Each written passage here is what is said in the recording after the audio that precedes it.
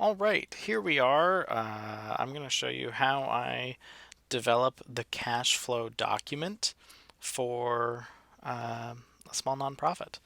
And this is available on my website, and this is the document that you can use so you can follow along, maybe with this on a different screen while you figure out your cash flow. So here are the documents that would really help make this easy for you. The first one is, do you have an annual budget? Um, I have on this spreadsheet an example of an annual budget that I use when I talk about how a nonprofit can put a budget together. You'll see that this is like a one-page, 12-month budget. Yours just might be the totals, this column over here, which is fine. You can definitely, that's a great place to start if that's all you have. Um, but this is just an example. So that's the first place to start. What do you have a budget? If you have a monthly idea of how this is going to look, what you can do is you can take let's take March, April, May, June. You can cut and paste those and say, I'm going to take these. And I built an example one where I take that and I'm like, well, here's March, April, May, June, July for this hypothetical nonprofit. Here's the income that I think we're going to make. And then down here, here are the expenses that this nonprofit's going to make. So if you have something like that, great. If all you have are these totals, you can always just divide these by 12 and then put monthly numbers in if you need to guess, well, how much am I going to spend in March, how much in April, for averages, for estimates. And then you can get really a lot more specific. Well, some of these numbers, maybe it always happens in a certain month, and if it's not in the next few months, then it's zeroed out. Um, the other document that would really help you is getting, let's say, the last two bank statements actually from your bank. What that's going to do is it's going to show you, remind you in a very immediate way, what are the charges that you have on a monthly basis? Because the charges from the last couple months, you're going to be able to tell those. Oh yeah, that's a recurring charge for Mailchimp or whatever it is. That's our website hosting. That's staff costs, and you'll actually see the dollar amounts. That's really important for right now. The other thing I want you to do is to log in to your bank account. Oops, I left this data here. I'm going to delete that. Log into your bank account. Tell me, well, you don't have to tell me, but however much money is in there right at this very moment, put it in this yellow field. So let's say you've got $4,700. Okay? Did you see how these things populate? So the way this document works is, this is the money that you expect to make in the rest of March. I'm recording this on March 14th. This is the money that you expect to make. These are the expenses that you expect to have in March. So let's say, for example, you are waiting on a check for $5,000. You have $4,700 in the bank. You're waiting on another 5 grand, but your staff costs are 6 grand. Right? Just to make this easy, let's make these all dollar signs. Okay, your staff costs are 6 grand, and you can get more specific, and obviously you can change these things around as well. So if you don't have a fundraising cost tied to anything and you want to call this something else, just change it around, whatever works for you. So you're expecting to make 5, but you're going to spend 6. Let's just start with that for a second. Just look at how this document's set up. You have 4,700. You're going to make 5 in March, but you're going to spend 6. So you're going to end the month down 1,000. That makes sense. 3,700. And again, you can see that up here. You started with 4,700. You spent $1,000 more than you made, so you end down. What makes this really useful is this cell right here. That's a formula where it just takes it from down there. So then you start April. Okay, I start April with 3,700. You're not going to make any, but there's a big state grant that comes in. Well, not big. Let's just say 3,500. And you have a meeting with an annual donor for another 5. So you make that money. Did you see up here how these numbers did change, by the way? But of course, you still have another 6 grand in staff costs. In fact, let's just move that forward. And you can see how, and of course, this somehow, my formula didn't quite get there, did it? You're seeing me build the plane as I fly it, I guess. Let's just make sure my, yeah, okay, we're good here.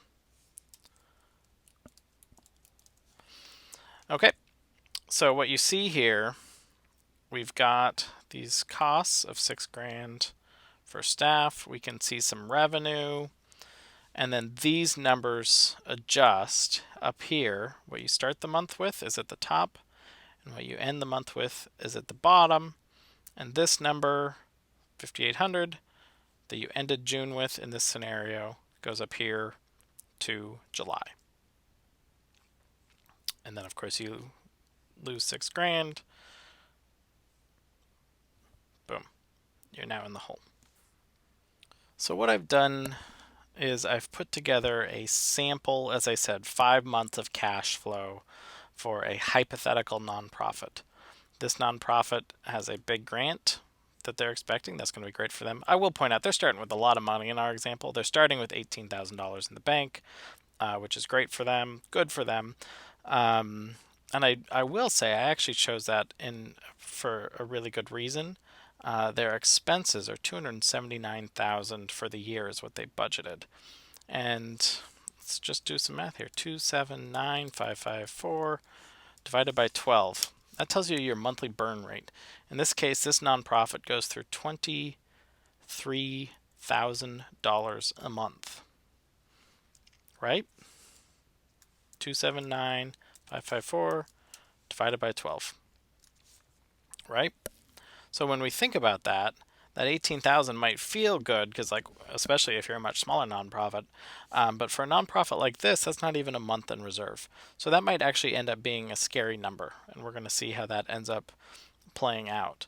So what I've done is I've taken their annual budget that they put together, these numbers right here, these numbers right here, and I put them into this spreadsheet. And you can see that they're going to start this period, budgeting-wise, with $18,000, and they're going to end it with $95,000. Good for them. But here's the important part, and the main reason why I'm recording this on March 14th, 2020, is that your nonprofit is probably facing a dire scenario due to the COVID-19 virus and the possible economic collapse. I'm recording this at a time of great uncertainty, and this is going to help you figure that out. So if you can put in, let's just say, like, here's the normal money that we think we're going to make. Normal. Now let's start figuring out where things go wrong. This fundraising event in April, virus probably means that's not going to happen. We're going to remove $60,000. But fundraising costs, if you can do some research, maybe you have paid $6,000 of that instead of 12. So we're going to make it $6,000. And if it's useful, you can go in here and you can make a comment and you can say,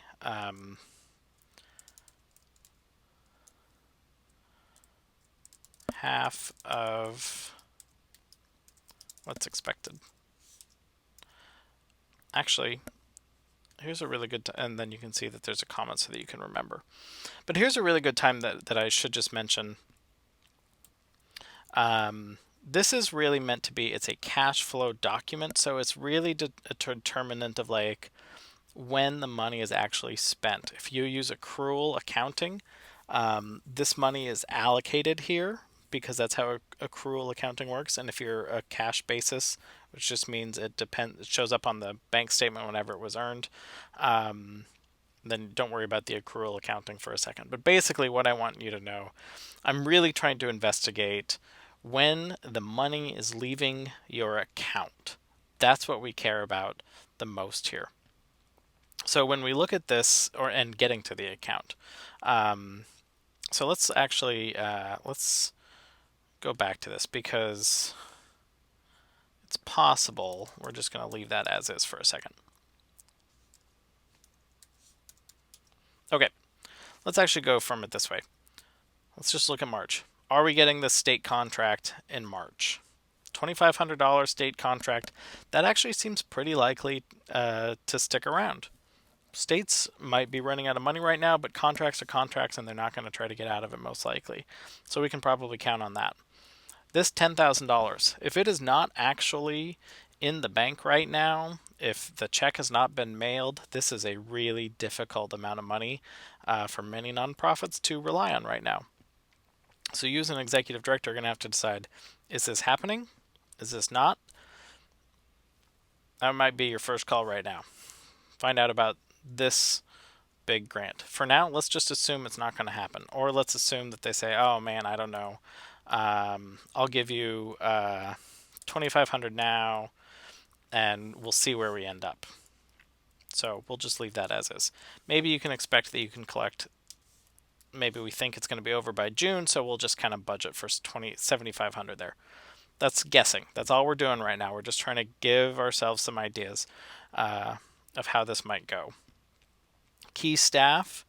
Here's a question. So you put in the money, you see what you've actually been spending over the last couple months. This might be budget if you have a budget, or again, look at the actual money going out, see what's left to pay. Maybe you've actually already paid half for March. Maybe you pay every other month. So we actually can say half of this, 4,500. Now you get to see me do math on the fly. 2850, I think, gets us there. No, 1850. Haha. That one is calculated as a percentage. You can decide to change that if you want to. Medical insurance, that's probably either paid or not. Let's just say that this hypothetical nonprofit has already paid it. Contract grant writing. This is the kind of thing where an executive director might say, you know what, I'm going to not do this. I have to do it right now because they've already done the work, but I'm going to put that on hold for a little bit. Program expenses, still going to have to do this, but maybe we can do some belt tightening. Going to make it 700. Like that. Fundraising costs, nothing here. This is a time where, again, if you had accrual accounting and you're like, and this is where you're just allocating it, but you actually have to have written a check, or you're going to be expected to write a check, or you can't get out of the check, you would actually put it here in March or wherever you think that it actually shows up. You probably can't get out of your rent, or some of these other things might be locked in some way. Depreciation isn't actually real money in terms of what's coming out of your account, so for this purposes of a cash flow, we'll delete it. Professional development, I think right now no conferences are happening anyway, so we're going to skip that one too. Grants. If you're getting a grant in April, it's probably because you know that you're getting this. This seems likely for this nonprofit. They still get their state contract. Okay, so we're going through, looking at these. This is one where we're saying, well, the fundraiser's off. We think that we're going to be able to get rid of some of or delay some of these expenses. We want to bring it back, obviously, later.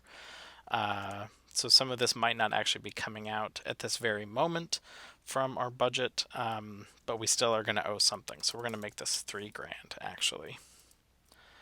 Travel, that conference is off, so that's not paid anymore.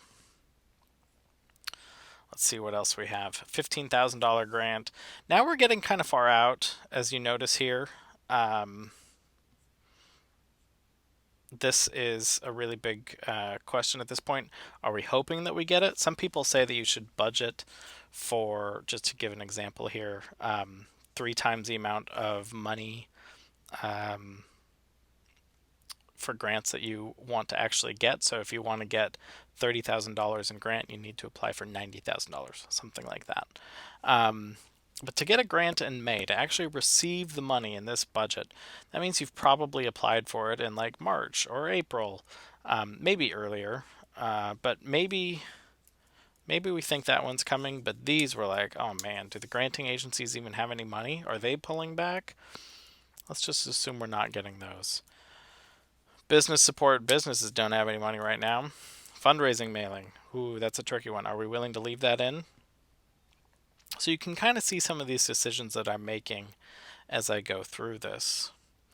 The other thing to think about is this situation creating issues that are going to cost you more money for whatever reason. If you have a service that is somehow impacted, you might have to maybe dramatically increase these program fees to serve that.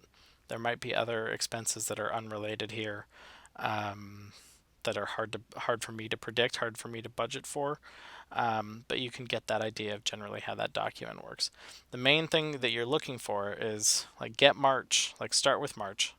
Really think about like, okay, where am I ending March? That 10,000 carries over here. Because of this $50,000 grant, this nonprofit's actually doing pretty well because now they end with 40. Great for them. 40. What we're actually looking for are anytime we end the month down here with a negative. If we said, you know what, this $50,000 grant isn't happening, look what happens up here. We end April, $9,200 in the hole. We start May, $9,200 in the hole, and it gets worse each month.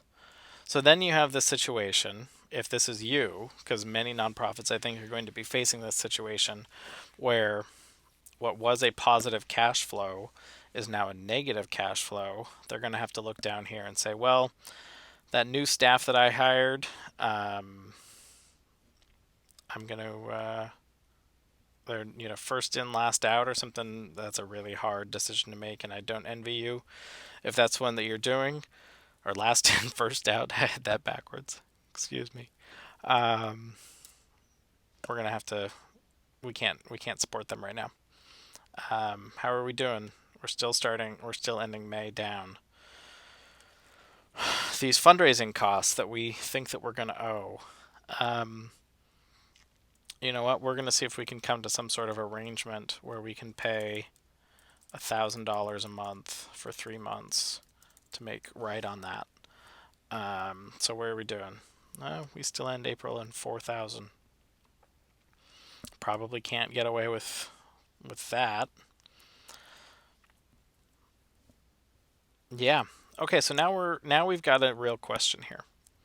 So I did create a staff worksheet where again you can see if you want to lay these things out in terms of like who your staff actually are, their monthly salary. If you want to actually start deciding like, okay, we're actually going to really need to, here's my example again. We might have to do some further layoffs or cutting. That's a place to explore that. You could explore, what happens if we take 10% off of everyone. Is that enough for a limited time or something like that? The other thing you could do is say we are just going to start really, really pushing our fundraising and our major gifts. We know that some people aren't hurt by the situation right now, although again, uncertainty is in some cases the worst. So even the people who could afford right now to do something are not. But you're going to go to your best donors. You're going to go to your board. And we're going to get 3,000. We're going to get 2,000. And that gets us through April. I know that because we end with $943. And May, because of this $15,000 grant, we can still get through with a little bit there as well. After that, I would honestly say after about 3 months, the reliability of a document like this, you really are just guessing at some point. At some point, it's just it's like it's not worth the exercise. I really find these documents to be valuable for roughly around 3 months. I've included other months here because you can see trends coming and you can react to them. You can pay attention to them, but maybe not as much as like what's happening in these 3 columns. Another thing that I want to encourage you to do, if it's really tight, like if you're not ending March with the right amount of money, then the next thing to do is to say 3rd week of March, 4th week of March, 1st week of April, etc. And then really break it out. And then start going through this week by week by week. When is the money coming in? When is it going out? What can you delay? These kinds of situations can be really scary for an executive director, as I'm sure you're already feeling. In my experience, it is easier to put numbers to it, to really investigate what is going to make this work, what is going to make it better. If you are in that terrible situation where you have to furlough an employee or lay them off or whatever that situation is, um, knowing that it's because you did this, because you went through this exercise, maybe even sit down with your treasurer and board president and work with them or show them after you've done it and say, this is what I'm thinking. I see a cliff edge in in April, or again the second week of March, or fourth week of March, or whatever it is. Showing them what you're seeing. You can always talk about ways to raise money, but right now that is really uncertain. Some of them, like this, might be workable, but even that, what if the person who writes the check for the state is homesick? Um, all of these things might be up in the air. So you can refer to a document like this often. You can really use it to that end to try to give yourself some clarity, to try to understand what's happening with your nonprofit in terms of the money coming in, the money going out. I do think you should look at this first on your own. If you can, don't bring in a bookkeeper yet, frankly, because you don't want to, have to lay off the bookkeeper who helped you figure out that you don't have enough money to pay her. I would look at a board member, possibly first.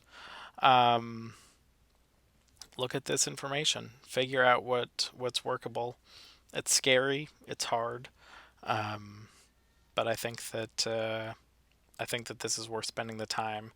It's only, once you get the data in here, it's an hour maybe of really like spending the time trying to learn these, learn how your system works cash flow wise, and just watch for these negatives. When do they happen? And what can you do? Are there opportunities here that are realistic, or are there difficult decisions that have to be made here? Do you have debt options that could put some of these things off in the very short term? Um, these are conversations to be having with your treasurer or board president, or both. Full executive committee maybe needs to be called in for something like this, to really get a sense of what you're facing. I hope that's helpful. Again, I have a blank one here. I'm going to make it blank again right now. This one is the one that you can use. It is ready to go, and you can still use some of these other things. If you want to put your own information into this budget, you can totally do that, and then you can cut and paste. Here's the staff worksheet if you want to do some work there. I have my example again if you want to play around with something that has numbers just to see how the numbers work. And then I also really like having some assumptions. This is just a place where I keep track of the assumptions that informed the budget in this case. But you might be able to use these assumptions to remind yourself what this looks like. What does this assume? State grants are coming in, but fundraisers are off, or whatever it is. I hope that's helpful. Good luck out there.